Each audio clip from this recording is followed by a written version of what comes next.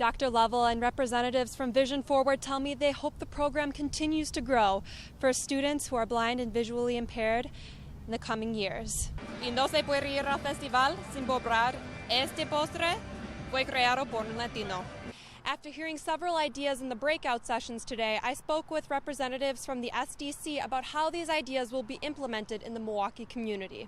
For many visually impaired children, staying indoors during the summer months is something they've become accustomed to.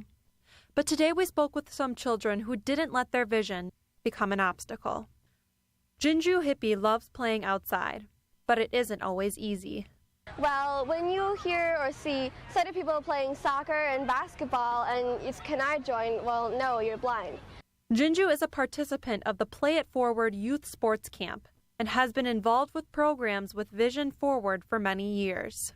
She says it's important that visually impaired children have the opportunity to participate in programs like this to gain confidence and independence. So, sports camp has really showed me through more than words that I really can do what other people can do. Ian Klain is a current Marquette student who started the camp to provide opportunities for the blind and visually impaired to be active and overcome obstacles in life. I am legally blind, so I am kind of like the athletes here. I used to attend a camp like this, and so that camp actually fell apart in 2009, 2010. And I went to Vision Forward Association once I got to college and started talking to them and thought maybe it was a possibility, and now here we are today with the camp. Ian has reached out to other Marquette students and staff, including President of Marquette University, Dr. Michael Lovell, who explains the importance of hosting this event and having student volunteers. Our mission is to really live our life in service to others, and to be able to host this and have so many student volunteers being part of this is really something that I think it just really fits with who we are as an institution. And with a little help from volunteers today, Jinju is given an opportunity to experience sports like her peers. But she says your abilities shouldn't stop you from doing what you love. I would like to tell other kids that I think that no matter how many times people tell you you can't do something or you just have to make allowances for yourself, I think that you really need to just get out there and look throughout your community and search and try, because I never would have done this if I didn't know about Vision Forward, and I never would have found about Vision Forward if I hadn't searched. Hablé con trabajadores de dos restaurantes y aprendí más sobre sus empresas y su comida. Jacqueline González Rosco es la gerente de Botanas, que ha sido un restaurante en Summerfest por 10 años. Al principio fue como vamos a hacer un contrato para tratar un año, para saber si va a funcionar todo esto, y en ese año, pues bendito sea Dios, fue muy bueno ese año aquí en Botanas. Se decidió seguir un año, con años, entonces pues el contrato con Summerfest se extendió y aún así seguimos trabajando aquí. También Rosco nos mostró las operaciones del restaurante en Summerfest. La parte de atrás es donde se prepara todo, es donde iniciamos todo, el arroz, los frijoles, guacamoles y las salsas.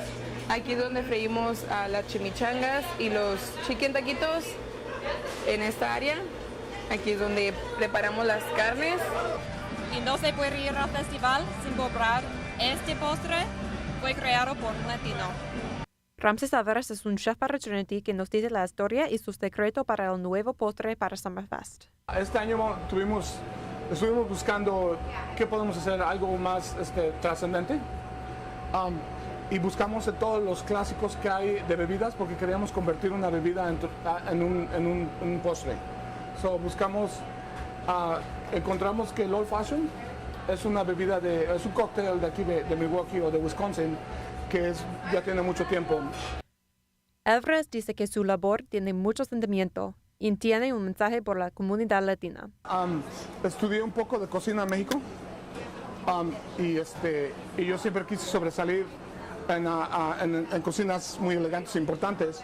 Y ahora yo pienso que estoy aquí y es muy importante para la comunidad latina que siempre persigan la idea, que persigan el sueño y no dejar nunca toda la esperanza. Por supuesto, tenía que probar este postre antes de continuar mi experiencia de Summerfest.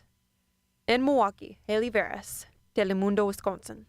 Today we hear from several distraught voices speaking out at a press conference hosted by Voces de la Frontera after the Supreme Court ruling in U.S. versus Texas. Julio Basurto, a longtime member of Voces, shares his and others' frustration affecting their progress in DAPA, or the Deferred Action for Parents of Americans. We are angry and a bit worried. We are upset by the situation that the court hasn't passed a favorable resolution for the 5 million families that are or that were in the process of DAPA. The court didn't release many details explaining their 4-4 decision, which sends the issue back to the lower courts in the country. Daryl Morin with the League of United Latin American Citizens, or LULAC, explains the significance of the president's executive action. So the executive action the president requested is actually using the same authority that every president since Dwight Eisenhower had used all the way through up today. What it would have allowed was a temporary status for people who met these eligible requirements to actually go ahead and get a job and be able to stay in our country without fear for that temporary period of time. Despite this ruling, Latinos in the Milwaukee community are hopeful their vote in the upcoming November elections will lead to changes in immigration reform. For now, immigrants like Julio Basurto continue to have hope for their families and their country moving forward.